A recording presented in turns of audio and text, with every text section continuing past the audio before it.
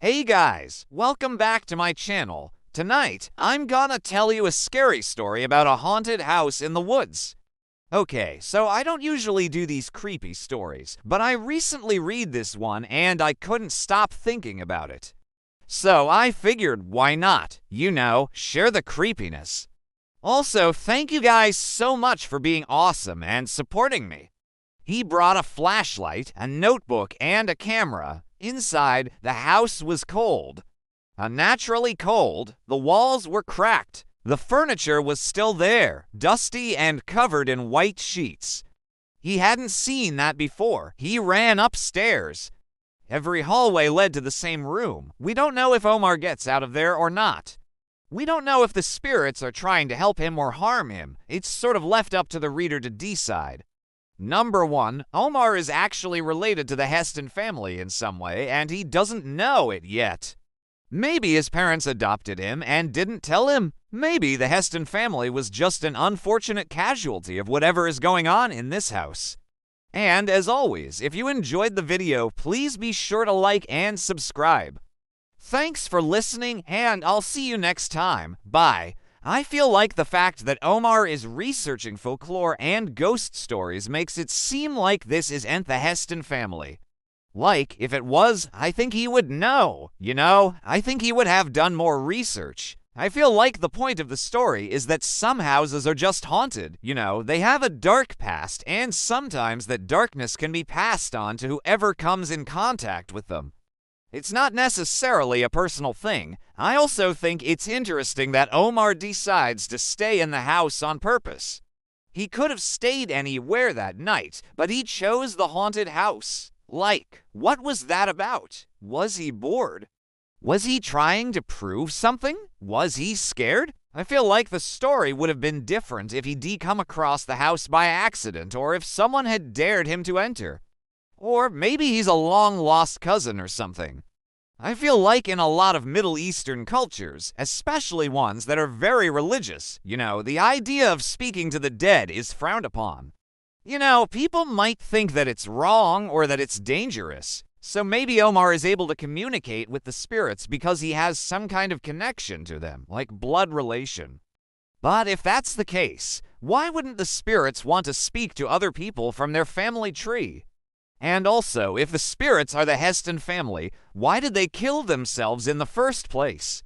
I guess you could argue that maybe they weren't killed, but maybe they willingly died in order to be closer to God or something. But then why would they want to speak to Omar? But I think it's interesting that the story starts off by saying the house has been empty for 40 years. The Hassan family just disappeared.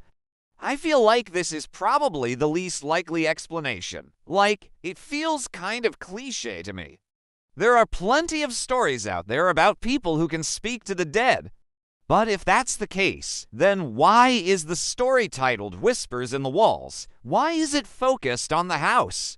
I feel like the house is an entity unto itself. It's not just a house. It's some kind of portal or gateway to the spirit world or something. Maybe it was built on top of a grave or something. But then Omar comes along and things start happening. It makes you wonder, are the spirits only active when someone new comes into their space?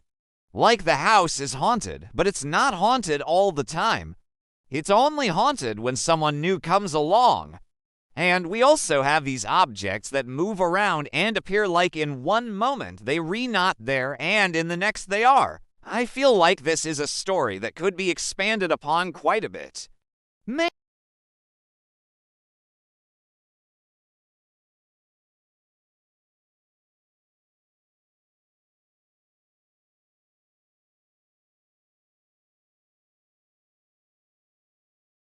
It was like time had frozen in place. At first, nothing happened.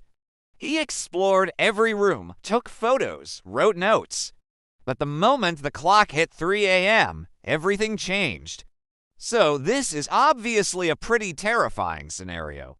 Imagine hearing the whispers and then turning around and seeing your own photographs with your face scratched out. I would lose my mind, and then when you try to leave, you realize the door is locked. That would definitely send me running. I would be out of that house in a heartbeat. This story seems to imply that the spirits are communicating with Omar. I mean, they're whispering to him. They're showing him pictures of him. Like, does he know them? Are they trying to tell him something? You know, I feel like there's definitely a backstory here, like something that happened 40 years ago that we don't know about.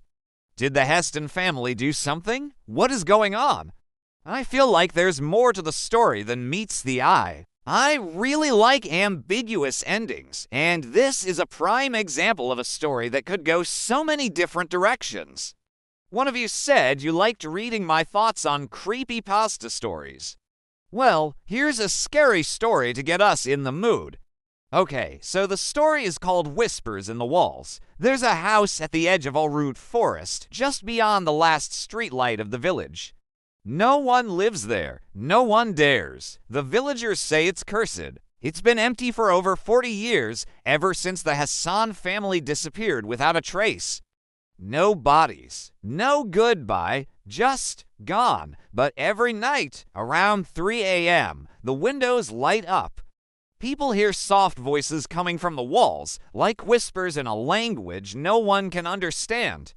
Some say they hear a child crying. Others hear laughter. No one goes near it. Except for Omar. Okay, so this is our protagonist, and he's a university student studying folklore and ghost stories. He thought it was all nonsense, stories told to scare kids. So when he came to the village for research and heard the tale of the haunted Hassan house, he did what no one else would. He decided to spend the night there alone. The villagers begged him not to go. People don't leave that place the same, one old woman said. If they leave at all, said another, but Omar laughed.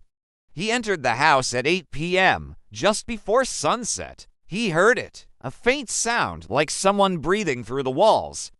Then whispers, soft at first, then louder. He's here. Don't let him leave. He will finish what we started. Omar turned toward the wall. His flashlight flickered. He placed his ear against the wall and heard someone whisper his name. Omar, he jumped back. Then the pictures on the wall began to move. They showed people, but not the Hassan family. They showed him in different parts of the house from angles he never stood in. And in one photo, his face was scratched out. He tried to leave. The door was locked, nailed shut from the inside. Okay, so the story ends there, which is kind of perfect because we don't actually know what happens next. But anyways, back to the story, so let's talk about that for a second. In my opinion, there's probably 3 possible scenarios that could explain what's happening here. No, 2. Omar has special abilities. He can see and speak to ghosts. And finally, number 3. The house is haunted by something other than the Heston family. But anyways, those are just my thoughts. Let me know what you guys think in the comments below.